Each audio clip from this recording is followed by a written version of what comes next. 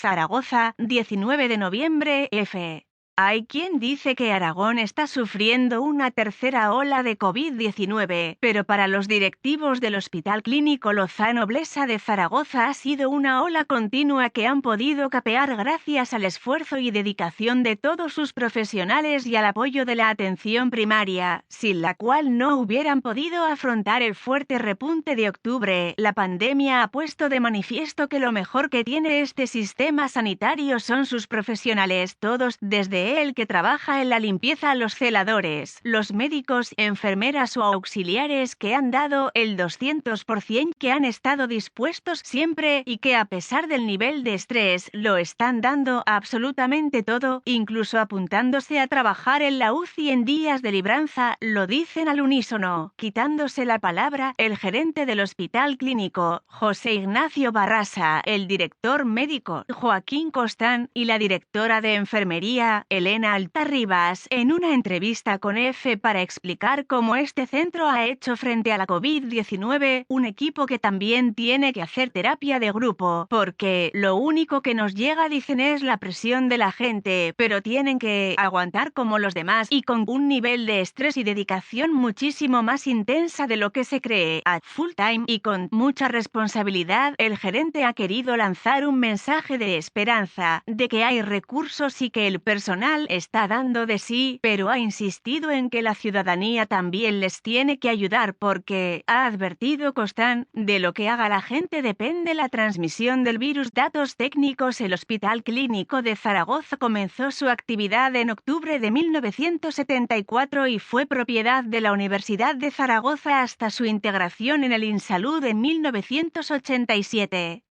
Desde 2001 depende del Servicio Aragonés de Salud, pertenece al sector sanitario de Zaragoza 3 y atiende a una población de unas 320.000 personas, el 54% del ámbito rural, de municipios como Egea, que ha llegado a estar confinado perimetralmente, Tauste o Tarazona, y el 46% de la capital, de barrios como Delicias o Universitas, que encabezan el número de contagios desde el inicio de la pandemia, Oliver, casi un 20% tienen 65 o más años y además congrega también un mayor número de residencias de personas mayores. Es por lo que, como ha destacado José Ignacio Barrasa, con la excepción de la tregua de la primera quincena de junio, ya no se ha parado y ha sido el Hospital de Aragón con mayor número de hospitalizaciones en planta UCI. La plantilla oficial se mantiene estable en 3.432 personas, a la que se suman actualmente 4.750 personas contratadas. En 2019 el gasto fue de 312,7 millones de euros, que el gerente prevé que se incremente un 3%. Hospitalización y planes de CONTINGENC, y a los pacientes COVID se han destinado 234 camas de las 800 con que cuenta el hospital. Desde la planta 10 a la 13 dispone de 34 camas UCI que en la primera ola se dedicaron en su totalidad a pacientes COVID y llegaron a doblarse hasta las 64.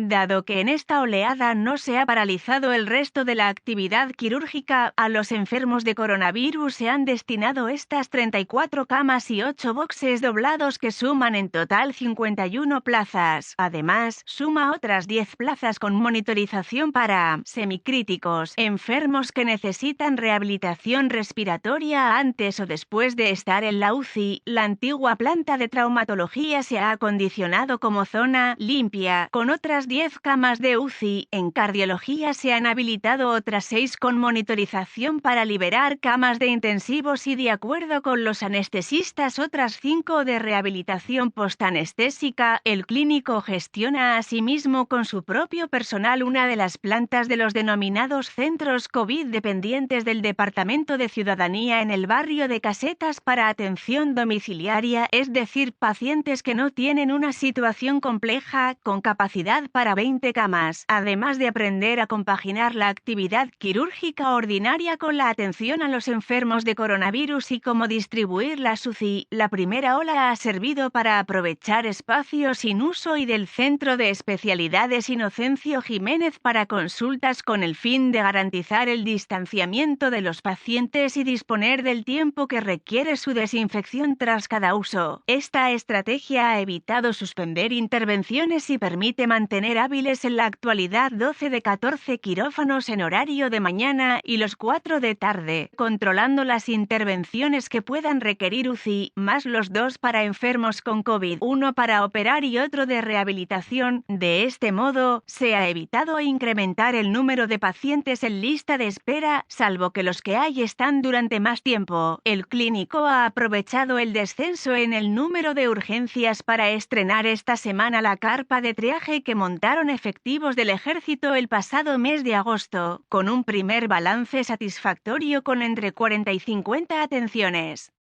diarias. El director médico ha destacado asimismo la labor de rastreo y cribado que efectúa la atención primaria, sin la cual, ha reconocido, este hospital no habría podido hacer frente a la ola de otoño, ya que los enfermos que requieren ingreso llegan diagnosticados, las quejas de los pacientes han disminuido y están relacionadas con las demoras o las listas de espera, y ahora hay más agradecimientos, señalan los directivos. Condiciones laborales. Desde el sindicato médico CMS, su secretaria general, Mercedes Ortín, considera que la situación actual está igual de cruda que la primera vez, con el sistema tensionado y los profesionales exhaustos y con ansiedad por falta de formación o movilidad. Como delegada de enfermeras del sindicato SATSE en el clínico, Carmen Gómez ha incidido en que el desdoble de camas supone trabajar en la mitad de espacio, con mucho agobio y casi sin poder moverse, y también en la, a su juicio,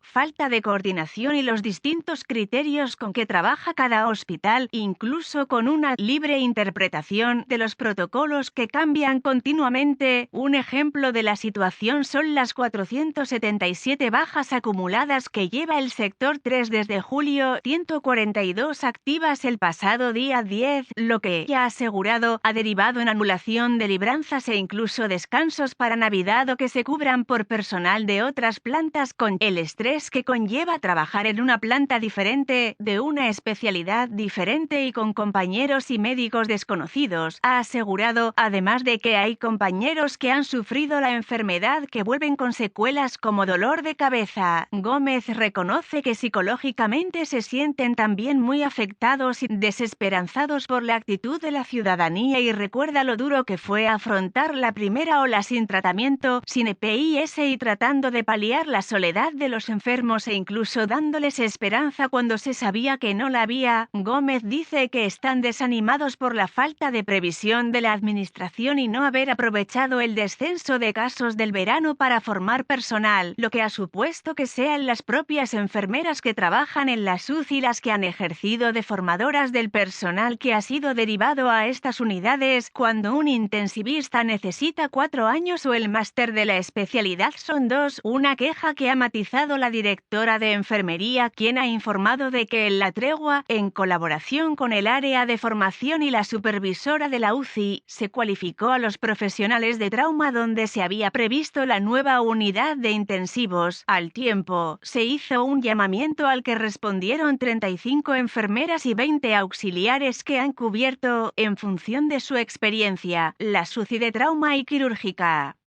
Ahora se está preparando la formación de quienes no habían trabajado en estas unidades, afecciones referente en trasplantes hepáticos. Este hospital también ha visto reducida esta actividad en un 40%, aunque traducido en número de pacientes no es una cifra elevada, ya que es una comunidad con una lista de espera reducida. Según el presidente de la Asociación de Trasplantados Hepáticos de Aragón, AETH, Javier Arredondo, quien fue el penúltimo trasplantado comenzado antes del estado de alarma. Según Arredondo, la situación no ha afectado a los casos urgentes o de código cero ni tampoco al control de los afectados o a las revisiones que se hacen por teléfono. Sí ha sido una sorpresa el elevado número de casos de donantes que han dado positivo a COVID-19 o presentan anticuerpos y tienen que descartarse porque supondría la muerte segura del trasplantado. Según la Dirección Médica del Clínico, en 2020 se han realizado 11 trasplantes, el último el 31 de agosto, pero también porque hay menos enfermos en lista de espera gracias al resultado del tratamiento de la hepatitis C, pero también menos donantes por la disminución de los accidentes de tráfico. Costan reconoce que la COVID-19 también ha repercutido en pacientes con patologías cardiovasculares y enfermedades respiratorias crónicas por falta de seguimiento. Otro ejemplo de las consecuencias de la pandemia se da en los ictus, ya no solo porque cuando hay síntomas los pacientes acuden más tarde al hospital, sino porque anulan las sesiones de rehabilitación o incluso las revisiones por miedo a los contagios, como ha confesado el propio secretario de la Asociación AIDA, Carlos Inés, por M. Rosa Lorca, C. Agencia F.